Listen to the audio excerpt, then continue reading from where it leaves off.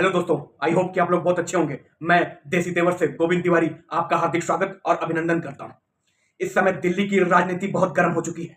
Arvind Kejriwal jail से छूटते ही गरजते हुए दिखाई दे रहे हैं और भारतीय जनता पार्टी पर एकदम दम लगा कर टूट पड़े हैं। जेल से छूटने के बाद एक बहुत बड़ा मुहिम छेड़ दिया है। अरविंद केजरीवाल ने बयान देते हुए कहा कि ये भारतीय जनता पार्टी ने मेरे साथ बहुत बड़ा अन्याय किया है। उन्होंने एक बेगुनाह व्यक्ति को जेल में रखा, चुनाव से दूर रखा। लोकसभा चुनाव जब आया था उस समय मुझे अंदर डाल दिया गया। इसलिए अंदर डाल दिया गया कि केजरीवाल एक ऐसे व्यक्तित्व के इंसान हैं क्योंकि चुनाव का माहौल बदल बदल सकते थे।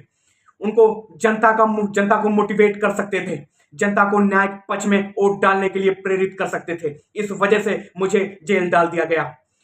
इसकी सुनवाई अदालत में बार बार मैं अपील करता रहा कि मैं निर्दोष हूं, उसके बाद भी मुझे दोषी करार दिया गया और ट्रायल पर मुझे रखा गया। और जब लोकसभा चुनाव बीत गया तो मैं फिर से वापस आया हूं। और ये आने वाला उपचुनाव में जनता समझाएगी भारतीय जनता पार्टी को कि उन्होंने केजरीवाल के साथ क्या अनर्थ किया है। भारतीय जनता पार्टी जब ये डर की राजनीति क्यों खत्म नहीं कर सकती है, क्यों खत्म करना नहीं चाहती है।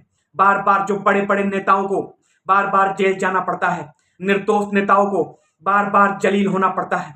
पर मैं भी इस बार ठान के आया हूं और भारतीय जनता पार्टी को बताऊंगा कि चुनाव कैसे लड़ा जाता है। और मैं ये जनता की अदालत में मेरी पेशी चलेगी और मैं जनता से ये जानना चाहता हूं कि केजरीवाल पे जो लगे हुए मुकदमे फर्जीवाड़े, इस पे जनता की क्या राय है। क्योंकि सबसे बड़ी अदालत जनता की अदालत होती है।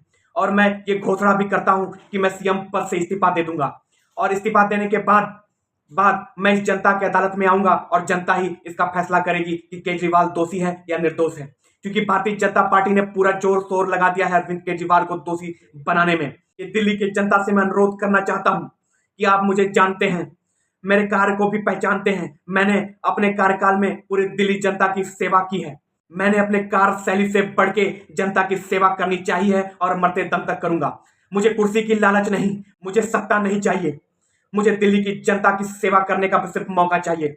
मैं इसलिए नहीं आया हूं कि कोई अपराधीकरण को बढ़ावा दूं, माफियाकरण को बढ़ावा दूं। मैं इसलिए नहीं आया हूं कि अन्याय करूं, मैं जनता विरोधी बन जाऊं।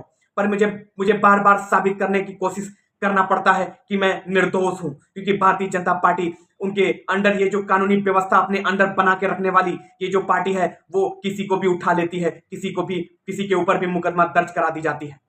और इस वजह से वो जानते हैं कि अरविंद केजरीवाल इन छोटे छोटे मुश्किलों से हार जाएंगे, टूट जाएंगे। पर उन्हें नहीं पता कि अरविंद केजरीवाल का अस्तित्व इतना कमजोर नहीं है कि छोटे से मुकदमे और छोटे से मुश्किल हालातों से मैं गिर जाऊं या टूट जाऊं। मेरी जो पेशी है वो जनता की अदालत में चलेगी और मैं ये कुर्सी, सीएम कुर्सी से इस्तीफा देता हूं। जो उपचुनाव आ रहा है इसमें जनता बताएगी कि केजरीवाल दोषी है या निर्दोष है। और भारतीय जनता पार्टी को भी ये बात समझ में आ जाएगा कि जो ये अपराध की राजनीति कर रहे हैं ये कब तक चलेगा। ये छोड़ना पड़ेगा। अपराध की राजनीति ज्यादा दिन तक नहीं चलती है और जनता भी बदलाव मांग रही है, परिवर्तन मांग रही है। इसलिए भारतीय जनता पार्टी को यूपी सरकार से भी जनता भगाएगी और दिल्ली सरकार से तो भगा ही चुकी है। अरविंद केजरीवाल अपने दम पे यहाँ तक आए हैं, अपने ईमानदारी के बल पे यहाँ तक आए हैं। मैं सत्ता के लिए राजनीति में नहीं आया हूँ, कुर्सी के लिए राजनीति में नहीं आया हूँ। मैं सिर्फ सेवा करने के लिए राजनीति कर रहा हूँ, समर्थन की भावना से राजनीति कर रहा हूँ। और मैं ये सीएम कुर्सी को छोड़ने के बाद मैं ये कुर्सी अतिथि मारना को अपनी कुर्सी सौंपता हूं, उनके भरोसे सौंपता हूं। क्योंकि वो भी एक अच्छे व्यक्तित्व के राजनीतिक हैं। शिक्षा विभाग और स्वास्थ्य विभाग भी बहुत अच्छे से संभाल चुकी हैं, इसलिए उनको बहुत पुराना एक्सपीरियंस है। इसलिए उनको ये मैं कुर्सी सौंप के जनता की अदालत में पेश होना चाहता हूं। इसी के साथ केजरीवाल ने इतना बोल के वो आगे बढ़ गए। यूपी के सीएम योगी आदित्यनाथ कहीं भाषण दे रहे थे, उसी बीच एक मीडिया कर्मी ने उनसे यह प्रश्न पूछ दिया कि इस समय केजरीवाल भारतीय जनता पार्टी के विरोधी बहुत बड़े माने जा रहे हैं और बयानबाजी कर रहे हैं और कह रहे हैं कि भारतीय जनता पार्टी यूपी से भी भगाई जाएगी, इसमें आपकी क्या राय है। फिर योगी आदित्यनाथ ने कहा कि अभी फड़फड़ाहट है, फड़फड़ाने दो।